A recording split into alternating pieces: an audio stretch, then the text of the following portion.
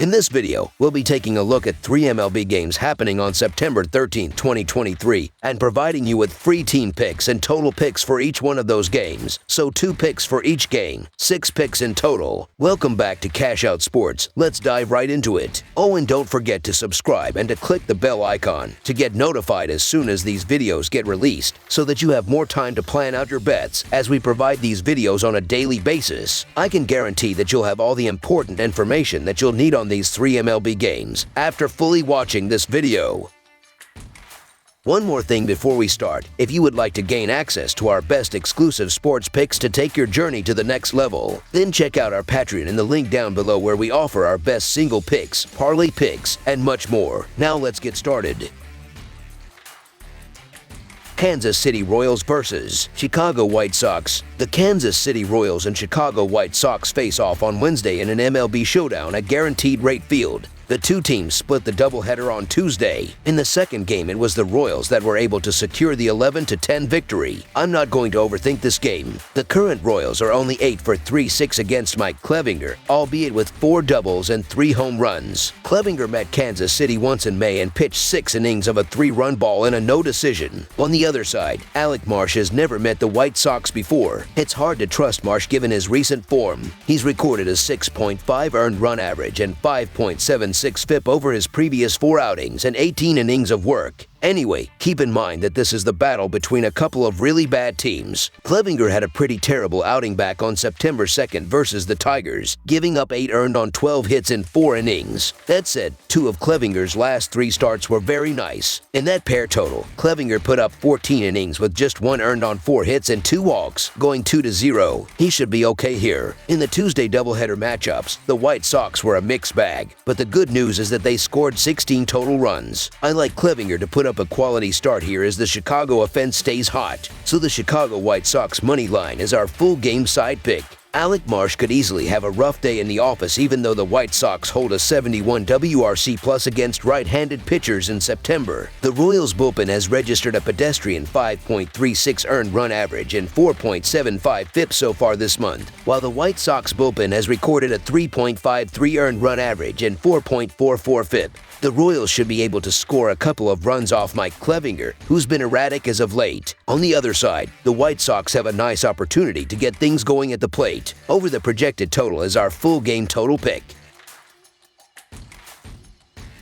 Miami Marlins versus Milwaukee Brewers. The Milwaukee Brewers and Miami Marlins face off on Wednesday in an MLB showdown at American Family Field. On Tuesday, it was the Brewers that were able to secure the 3-1 victory. Right when it looked like the Marlins were turning the corner, they lose 4 of their last 6 games, and the offense is showing signs of going back in its hole. So while Braxton Garrett has been solid this season and has actually been even better on the road, it doesn't matter if the offense isn't going to provide support. Garrett has lost 3 of his last 4 starts, and a lot of it has to do with no run support. The Brewers are rolling with a bullpen game, and that's risky given the number of pitchers used.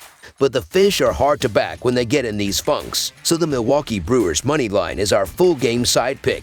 The Brewers will start Colin Rea in the 3rd game of this set. Rea did not factor into the decision in a start last Friday, allowing 2 runs on 3 hits and 2 walks over 4.2 innings against the Yankees. With Adrian Houser scheduled to return from a stint on the injured list September 12th, Rea's future role on the Brewers pitching staff is up in the air, but he will at least get another start for this contest against Miami. Milwaukee has maintained a slim lead atop the National League Central, a 3-game advantage over the surging Chicago Cubs. These teams could be missing key pieces in their lineup. The Finns only scored 3.5 runs per game in August with Soler and couldn't muster up a run in Game 1 of the series. Their slashing .245 BA, .294 OBP, .403 SLG, and .697 OPS in the second half of the season, averaging less than 4 runs per game. With or without a great small ball performance, this team isn't going to score a lot of runs tomorrow. On Monday, the Brewers got a spark from Josh Donaldson, who was released by New York after hitting .142 with a .225 on-base percentage and .434 slugging percentage in 33 games. He isn't a reliable bet to stay hot by Wednesday, and without Yelich, this lineup lacks some pop. Marlins starter Garrett should be able to give his team 5 or 6 innings of quality pitching given his recent play.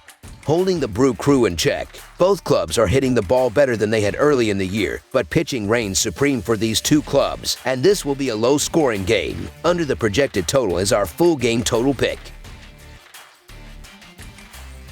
San Diego Padres versus Los Angeles Dodgers. The San Diego Padres and Los Angeles Dodgers face off on Wednesday in an MLB showdown at Dodger Stadium. Blake Snell gets the start in this game for the Padres, and he has pitched well enough this season to win the Cy Young. Overall, he sits with a 13-9 record and an earned run average of 2.92. In his last start against the Astros, he went 6 innings, giving up 5 hits and 2 runs. The Padres are averaging 4.59 runs while their pitching is giving up 4.15 runs per game. The offense is ranked 16th while the pitching is ranked 5th. The big question for the Dodgers is why wasn't Ryan Pepiot starting for the Dodgers earlier? Coming into this game, he sits with a 2-0 record and an earned run average of 0.86. In his last start against the Marlins, he went 7 innings, giving up 1 hit and 0 runs. He has made only 4 starts this season. The Dodgers are averaging 5.6 runs per game while their pitching is giving up 4.47 runs per game. The offense is ranked 2nd while the pitching is ranked 15th. Blake Snell has been a solid back throughout the season, and even though his road record has his lowest win rate, he's still holding foes to .191 in the box. What's more, he's hurled well in his 3 starts against Los Angeles this season. The jury is still out on Pepiot, and despite his good numbers, he hasn't had to perform when a heaver like Snell is on the mound opposite him. Lastly, the Dodgers have been more inconsistent against lefties, while Snell has been keen on limiting homers. So the San Diego Padres money line is our full game side pick.